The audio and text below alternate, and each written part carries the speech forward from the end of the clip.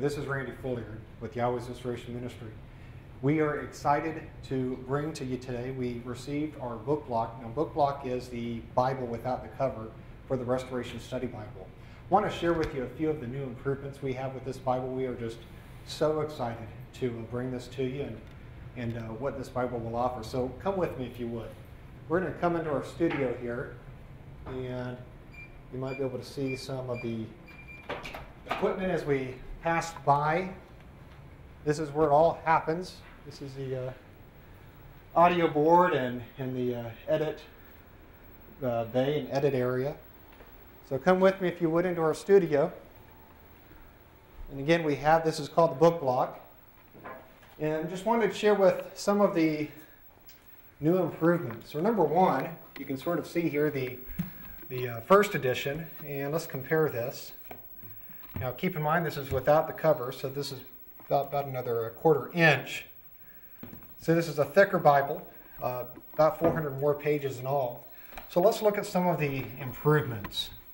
For the chapter headers, as you can see here, this has been moved to the outside. The previous edition was in the inside of the cover of the page, and I know for many people that was challenging, so we've fixed that.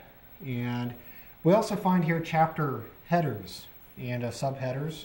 Here we find Deuteronomy chapter 28, and we see that this passage involves blessings and curses, and we actually see the extent, chapter 28, 1 through verse 68, and we find the same thing here with Judges, the different judges of Israel.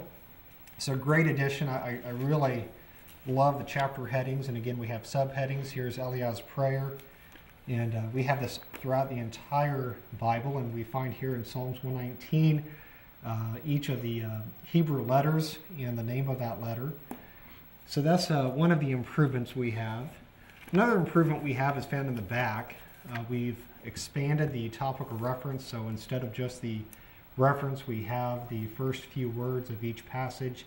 We've also added a few additional topics within the topical reference here. Now, the next item is probably one of the most significant, if not the most significant. We see here that we've added the Strong's Hebrew and Greek dictionary. Now, we don't have the Hebrew and Greek letters, but we do have the transliteration of the word itself and also the definition directly from Strong's. And I should note as well, we made no modifications to the actual definition. This is exactly how we find in the 1890 version of the Strong's. It's an older Strong's. So we find again, here's the Hebrew, and if you keep going back, we find here also the Greek dictionaries. So we are, again, just so excited to have the Hebrew and Greek dictionaries. We also have some study notes, pages in the back for those who want to document notes. We've also included about 1,000 more commentary within this new edition, and much of that commentary is in the Old Testament. We focused intentionally first on the New Testament. Now, with this second edition, we have focused on the Old Testament notes, and as you can see, we have many more commentaries within this new edition. The other thing we have is many more charts. We've actually doubled the number of charts. I'd like to share just some of those with you. I'm real excited about the charts. This is more of an informative chart. We have here biblical weights, measures, and money. Again, just information for the reader. Some other charts include a chart on Yahshua's birth. Now, this is certainly something we don't find in most Bibles. Most, again, say that he was born in December, where we see here something different. Based on the course of Abia, we can actually chronicle the birth, at least to the probable month of Yahshua's birth. So we find here John's conception, Yahshua's conception, John's birth, and Yahshua's birth. So that's a new chart we have in this edition.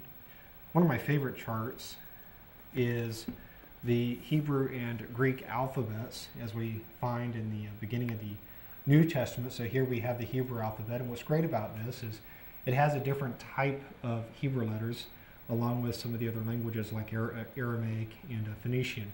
And then we also have the Greek alphabet on the right side of the page. And what's really, I love this section here, it has the Greek and then it also has the corresponding Paleo-Hebrew letters. So we see the parallel between these languages. Now, some of the other charts,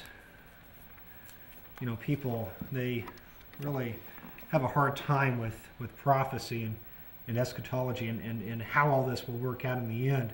But we find here in 1 Thessalonians 4, this is a new chart. It shows a chronology from the Messiah's second coming to New Jerusalem. What happens, through this chart, we learn that the Messiah's second coming will happen, then the first resurrection. We then have the 1,000-year millennium, and we have all the scriptures here to support this.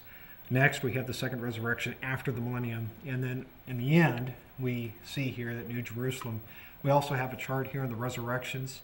We know that the Bible speaks about a first resurrection and a second resurrection, when these things will occur, how they will occur, how people will be resurrected in these resurrections. Everything is documented within this passage. Now, I sort of saved the best for last, in my opinion. We have two prophetic charts. One is in Daniel.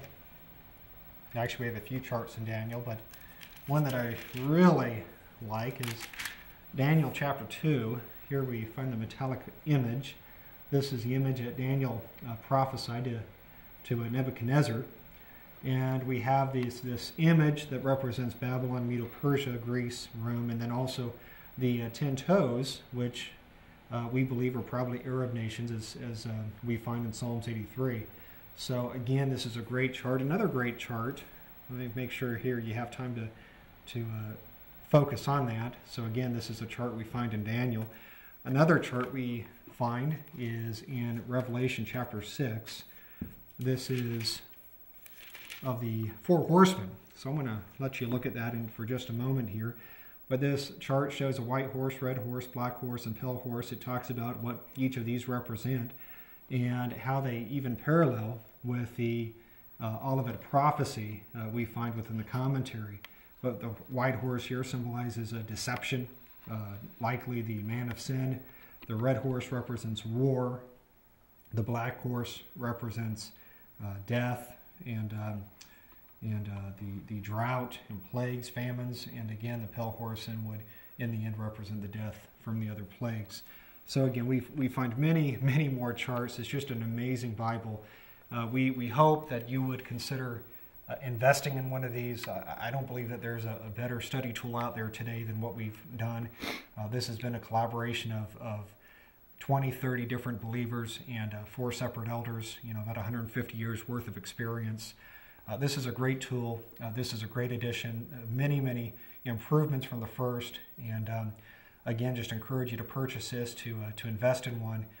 You will not be disappointed. This is a gift and just full of knowledge and is indispensable for any believer who wants to really know and understand the truth. So may Yahweh bless you, and we will have these in about 2 weeks.